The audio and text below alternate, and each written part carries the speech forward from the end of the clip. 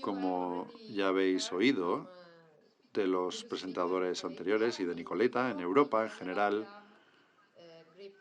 hay el amarillamiento de la vid es una de las principales enfermedades y los daños causados por estas enfermedades son muy graves.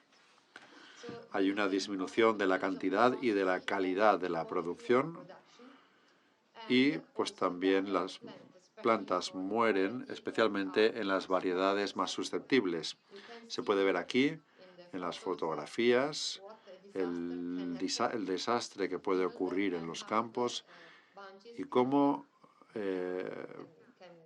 pueden llegar a pudrirse las ramas. En general, las estrategias de control se basan en tratamientos con insecticidas contra los vectores actualmente.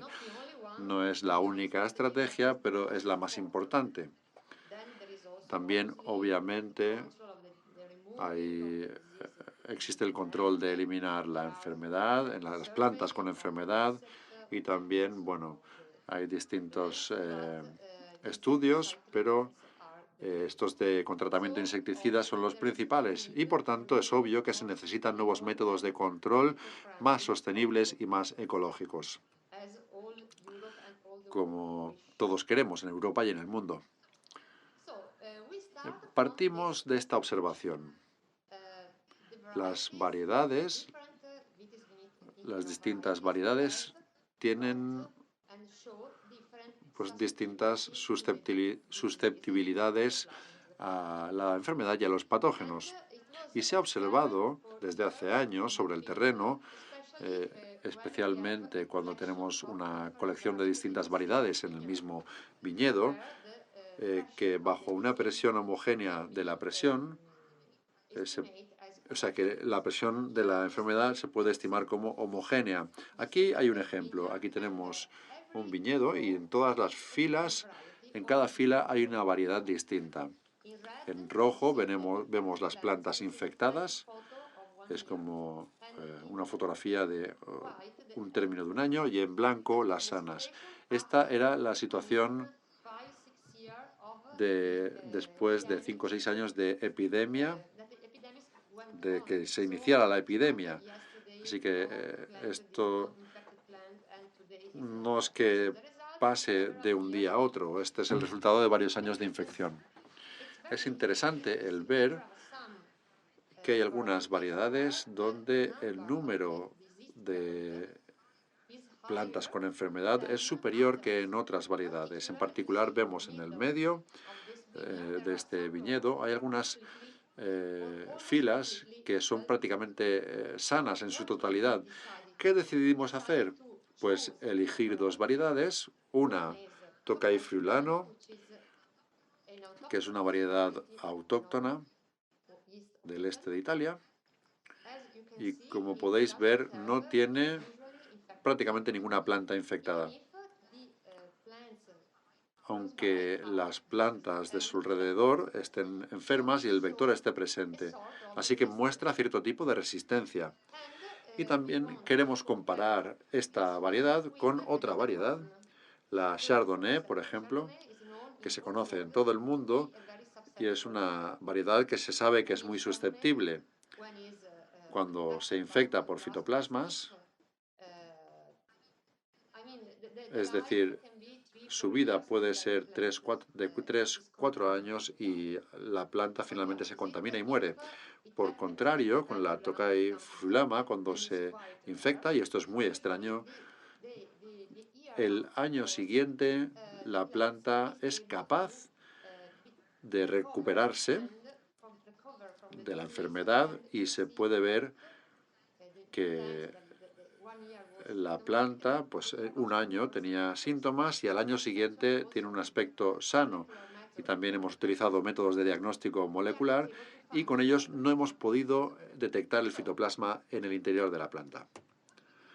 ¿Qué podemos decir de estas observaciones? Pues imaginamos que existen rasgos genéticos responsables de la resistencia al vector o al patógeno. No sabemos si es de uno o de otro, esto está todavía por descubrir. Y además de esto, Hemos llevado a cabo un trabajo preliminar basado en técnicas de secuenciación de próxima generación. No os voy a explicar lo que es porque es un poco complicado, pero este nuevo trabajo o esta nueva técnica, que es muy innovadora, se basa en la secuenciación de ADN o ARN, y este trabajo comparó una variedad como Trocay Julano con la Chardonnay, pues mostró que el fitoplasma FD era capaz de reprimir las respuestas de la planta inducidas por la alimentación del vector en las variedades susceptibles, en Chardonnay. Mientras que las variedades parcialmente resistentes, o sea, Tocay fulano, pues hemos observado que esta variedad era capaz de enfrentarse al patógeno y al vector. ¿Cómo? Pues mediante mecanismos de defensa pasiva, pero también un pronto surgimiento de otras defensas activas. Podéis imaginar el Chardonnay como alguien con la capacidad de defenderse a sí mismo y la Tocay fulano como alguien que puede ir a la guerra, prácticamente. El objetivo del trabajo en este proyecto era identificar los rasgos genéticos o los genes responsables de la resistencia a la enfermedad, al amarillamiento de la vid, porque para poder en el futuro utilizar estos rasgos genéticos y obtener resistencias en otras variedades que son susceptibles y verlo cómo, pues mediante cruces, mediante cría, cisgénesis o utilizando bioestimuladores también, tal y como se está haciendo actualmente para otros patógenos de la vid, como conoceréis el mildiu lanoso y el mildiu polvoroso. ¿Y cómo hemos trabajado sobre este tema? Pues por dos planteamientos. Uno era la identificación de lo que se llama caracteres cuantitativos de Loci, que lo que se hace es que se genotipa y fenotipa el cromosoma y para identificarlo, es decir, para identificar este cromosoma, hacemos un genotipado y un fenotipado, es decir, analizar la susceptibilidad a la enfermedad en una población de vid obtenida mediante cruce de Chardonnay con el Tocay friulano. Y el segundo planteamiento era la secuenciación del genoma completo de dos clones de Chardonnay con diferente susceptibilidad al amarillamiento de la vid y también estudiar el perfil del transcriptoma en la fase inicial de la infección. Os voy a explicar un poco mejor esto en las siguientes diapositivas. Es complicado, pero es fácil de entender y os lo voy a explicar. En primer lugar, es un planteamiento práctico para descubrir estos rasgos genéticos. En 2017, también antes lo hicimos, pero hicimos un cruce del Tocay friulano, el resistente, con el Chardonnay, que es el susceptible. El cruce, como sabéis, significa bueno, es algo artificial porque la vid suele ser capaz de cruzarse con sí misma. Así que lo que hicimos fue coger el macho y la hembra y hicimos una nueva progenie de Tocay friulano cruzado con Chardonnay. ¿Por qué? Porque cuando tenemos una progenie con dos distintos progenitores que son opuestos en la resistencia, se obtendrá en la progenie todos los distintos grados de resistencia y susceptibilidad. Podéis imaginar que hemos obtenido muchas plantas desde 2006, unas 5.000, y decidimos simplemente, a partir de estas miles de plantas, cultivar 600 biotipos a partir de las semillas Y cuando las plantas crecían, pues las multiplicamos por multiplicación clónica, es decir, cortes, y así obtuvimos al menos 20 plantas por cada biotipo. Es decir, pasamos del semillero al viñedo y este es nuestro viñedo. ¿Qué necesitamos hacer? Pues aquí podéis ver en el viñedo antiguo, vemos síntomas de la enfermedad, este amarillamiento en el centro. Este es hija del Tokay del Chardonnay, que está infectada por la enfermedad. ¿Y qué hay que hacer? Pues en primer lugar, aplicar o descubrir el genotipo de cada uno de estas hijas y unir estas características con la susceptibilidad de la enfermedad, lo que llamamos fenotipado. ¿Cómo lo hacemos para descubrir esto? Pues preparamos unas cajas, como veis aquí en la foto, en la parte derecha, cajas donde dentro está el vector de infección y ponemos uno por cada viñedo. Podéis imaginar la cantidad, es enorme. Casi aún no hemos terminado, de hecho, pero estamos en una fase bastante avanzada. Lo que queremos entonces es que esta vid, o poner estos biotipos de la vid bajo la presión de la enfermedad y ver cuántas de ellas se infectan y cuántas de ellas pues no se infectan, aunque hayamos puesto dentro en ella el vector infectado. Es decir, la enfermedad está ahí, pero son capaces de enfrentarse a ella.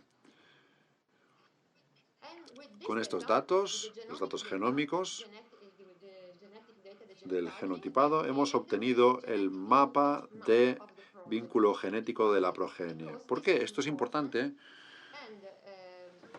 Y al unir el fenotipo, la observación de fenotipo con los datos de genotipo, mediante métodos estadísticos que aplicamos en ordenadores enormes, como podéis imaginar, encontramos o sabemos en qué cromosoma y en qué parte del cromosoma el rasgo asociado con la resistencia está localizado.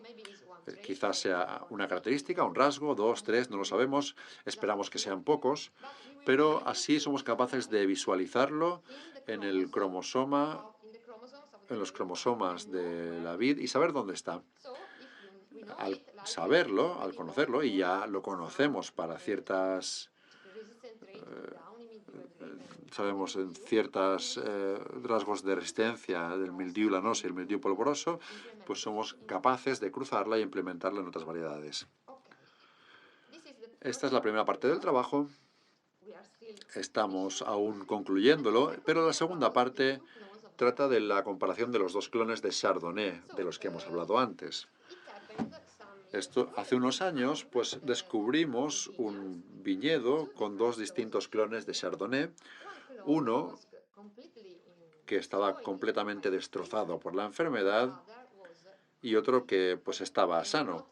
No 100% sano, pero la diferencia era realmente notable.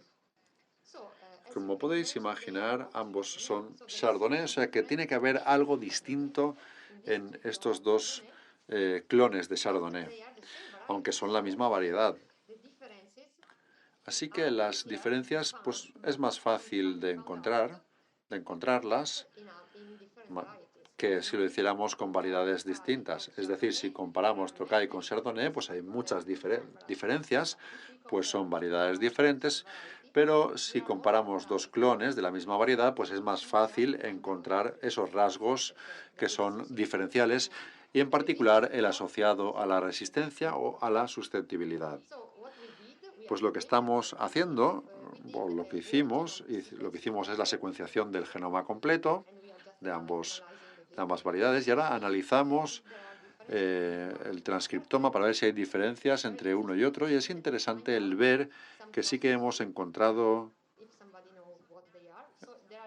ciertas partes del ADN que saltan de una parte a otra con los cromosomas y se suelen asociar con los cambios en el fenotipo de la vid. Por ejemplo, si imagináis una variante del color de la misma variedad, como el pino blanco o el pino negro, pues al cambiar el color o este cambio de color está asociado con el transmosoma.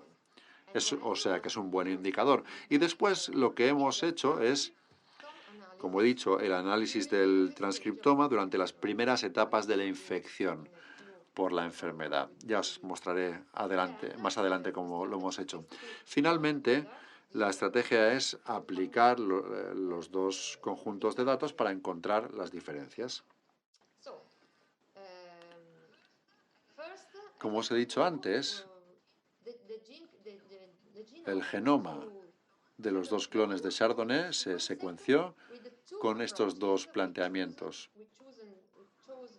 Elegimos dos planteamientos porque así nuestras secuencias o nuestra secuenciación pues será más precisa.